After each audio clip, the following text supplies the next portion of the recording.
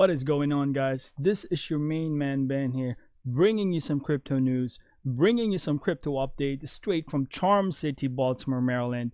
Happy Sunday. It's a very good day. I hope you're having a blast right now because it's sunny out here in Baltimore and it's just the right temperature and it's awesome out there. So I just finished my 5 a.m. ride in the bike. So I hit the road, hit the quick 11 miles road bike, and it was fun. But yes, woke up today and checking out the news, and I saw this article that came up. So first of all, before anything else, don't forget to hit that like button, and if you're not subscribed yet, please hit that subscribe button. So today I'm wearing my very nice XLV111, guys. It's the Baltimore Ravens, and I'm chilling on my team. Almost here. Football is almost here, and I'm excited about that. But yep. So before anything else, exciting news today, we are going to talk about Ethereum hard fork. So Ethereum is going to have a hard fork, and I'm going to give you details on that one a little bit. But first of all, let's check out our coin market cap. So coin market cap right now, guys, it's Sunday, 7/29/2018. We are hitting at a little bit greens. So it's a positive note here, guys. Bitcoin hits 8,226 against the US dollar. 0.83%. 0.20 for Ethereum, all greens. XRP 0.65. Bitcoin Cash 1.77. A little bit of greens across the board, guys. Once again, I would like to shill in this coin, my V chain. They climb up the ranks a little bit. They're currently at 3.98%, and it looks like from number 21, they're like 17 now. So once again, guys, I shill in this coin. You might want to check it out. There's a lot of projects happening in this one.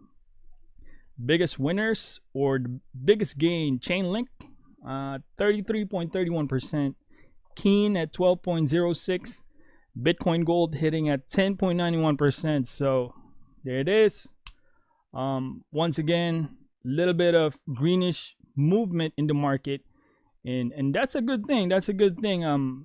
There might be something cooking in the back end, so there's a lot of speculations and all that stuff, but we want firm and continual news that will give us affirmation that we're okay. But hey, it's a crypto world, crypto space. It's a volatile market, so if we can predict it, then we're gonna be mooning, all of us. But yeah, going to our miners: 9570, 11050 Ti, 21070, 11070 Ti, and 11080. That's our old setup, netting at 13 kilowatts per hour here in Baltimore, Maryland. So it's a little high, but can't complain. We are getting $7.40 a day. I know it's bleak, guys. It has been a while since I miss those days. It's not even that long, like 4 months, 5 months ago, when you hit like what, $18 a day and all that stuff, or 20. But yeah, we're gonna talk about a little bit as well on the mining side, especially Bitmain and the GPU side. So we'll talk about that a little bit later. All right, so we are heading to Ethereum, guys. So Ethereum is having or preparing a hard fork. So this is a two-part hard fork. Starting again. The first part was the Byzantium,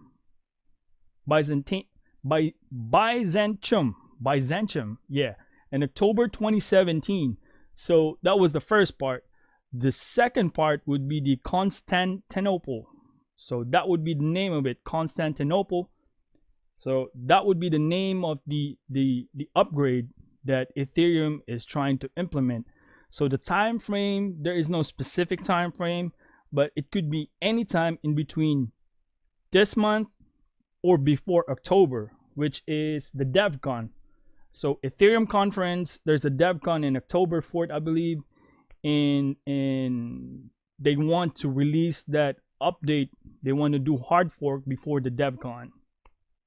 So mainly the hard fork will concentrate on lowering the fees. So there is no like specific ones, but this is the one that came out in the news. So I'm not sure if it's just for strictly for the fees, but this type of hard fork right now concentrates on lowering the fees, more efficient, and I believe this program right now works close to the hardware. So it's a simple type of code that interacts close to the hardware.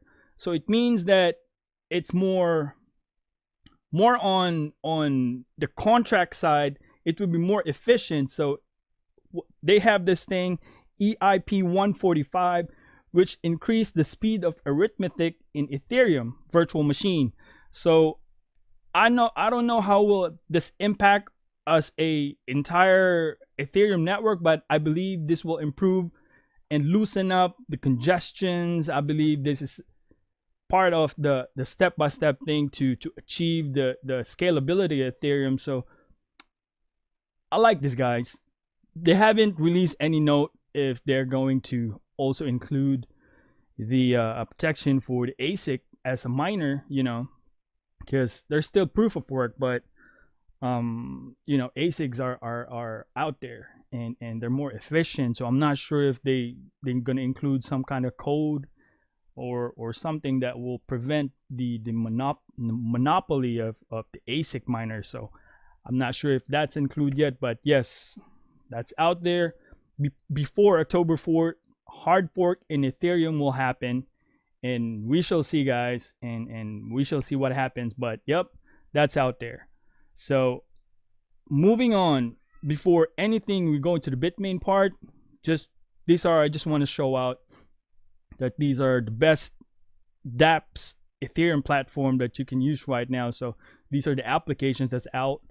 You know, these are Ethlands. This is like Upwork marketplace for jobs, CryptoKitties. So we'll see how it will affect on the fees side, you know, because on the hard fork they will lower the fees as well. So it looks like they're gonna even it out, lower fees, faster network, and I don't know how it will affect for everything, especially for the miners as well. But overall, I think it's good on a Ethereum space. So Aragon, you know, and there's a lot more, guys. I mean, there's a lot of, you know, haters in Ethereum and all that stuff, like they're going down and all that, you know, spreading some negativity.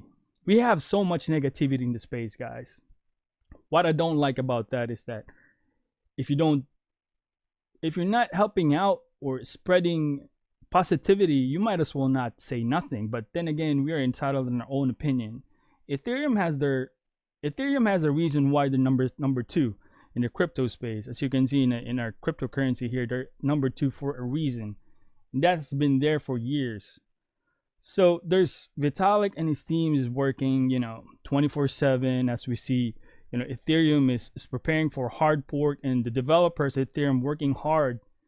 And that's what I like about this, guys. I mean, you can speculate they're going down and all that stuff, but then again, you're not even contributing, you're just spreading FUD. So you know, I mean, that's your opinion, but once again, I believe in Ethereum, and I think there are greater things ahead of this project. And yes, yep, I share in Ethereum, definitely.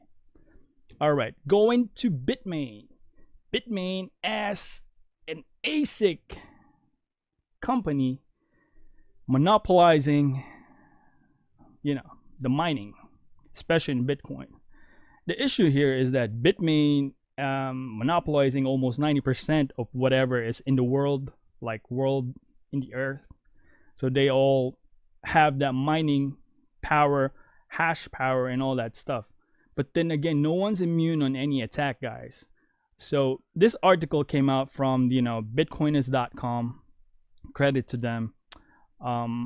What happens when Bitmain get hit by a 51% attack? So if Bitcoin is so dependent on the network, the hash rates and all that stuff on a central company like Bitmain, once you get hit or get, you know, 51% attack, I mean, no one's gonna get it. I mean, Bitcoin is very tough, but then again, we're talking about the mining perspective side and all that stuff. So they're centralized. They're still centralized though, guys. I mean, you know, my thing is that Bitmain, they're up there. I mean, I'm a GPU miner, but then again, Bitmain is the one that's responsible right now for higher difficulty levels. Hash rates are really high, and they're there. Sucks for the GPU miner, right? But hey, we're miners 24/7. Speaking of that, AMD once again expect near zero revenue from GPU sales to crypto miners. So we all know that GPU market is concentrated on graphic artists, video games or gamers. Some in the NASA, I know they do that calculation thing, because GPU does two things. It's doing some graphics, and it does computation. So these are the flexibility of a GPU thing. That's why it's so good. But then again, and the rise of GPU mining last year and previous year and early this year gave a boost in prices in terms of like, for example, AMD 560 or 570 in the market. In retail price without GPU mining, it's like $270 or $240, guys. But then again, when the crypto mining went up and it went boom, you can get it for like $400. Then again, you know, it's not gonna last, and companies like AMD knows that. So they're just releasing this statement right here. Credit to Crypto Globe from this guy Omar Faridi. This is their article. I'm just relating the news. But once again, a couple of days ago, we delivered that news as well, that AMD is trying to, basically AMD is hurting, guys. If you go side by side, AMD versus Nvidia, you know, the battle of the green and the red. I mean, Nvidia is up there. I mean, they're more attractive in terms of resale value with the gamers and all that stuff. You can, if you own a brand new one, AMD, and you sell it as a used, you probably will get more than what you paid for if you sell an Nvidia, if you buy a used Nvidia video card versus an AMD. So that's just reality. But yes, they are releasing that statement that they're gonna get expecting near zero revenue from the GPU sales to crypto miners. So it is what it is. ASIC miners are there, and Bitmain's owning that one. But then again, we'll see how it goes, because everything, when it shifts to proof of stake, all this mining is gonna go away, because it's not gonna, proof of stake is different from proof of work. But then again, we have no time frame for that. So far, proof of work for Bitcoin and Ethereum. So these are the main bigger ones. So heading to our last news, guys. NASDAQ offers to help legitimize Bitcoin. So here we go, guys. So the Winklevoss brothers got denied the ETF application for the second time that they passed. They got denied by the SEC. So here comes NASDAQ stepping forward, talking to the bigger, you know, Gemini. You know, it's one of the biggest, I would say, miners for in terms of hardware and all that stuff. They have a lot of hash power, hash rates that they contribute to the Bitcoin economy. They had talked to a closed door meeting, so we don't know what they talked about. But then again, the main concerns that the NASDAQ and all that stuff is the the adequate surveillance to prevent possible price manipulation and fraudulent activities. So we all know that, guys. Like, it's really hard to track a one coin, where it came from, where it's going. Is it coming from a hacked Bitcoin, or is it coming from a miner? So there's a lot of anonymity in Bitcoin. So that's most likely, that's what I'm picking up that they're concerned about. But it looks like overall NASDAQ is trying to help out the crypto space And the main concern about this one, guys, is that SEC, if they approve this, NASDAQ steps in, and we all know that these are centralized entity, you know, in contrary to Satoshi's decentralized vision of, you know, why he created Bitcoin, you know, why the cyberpunks did what they did. If you didn't know about that history, then you can Google that. There's a lot of stuff in there. But once again, I take this as a little bit of positive thing, because we need an external hand that will help us pull up.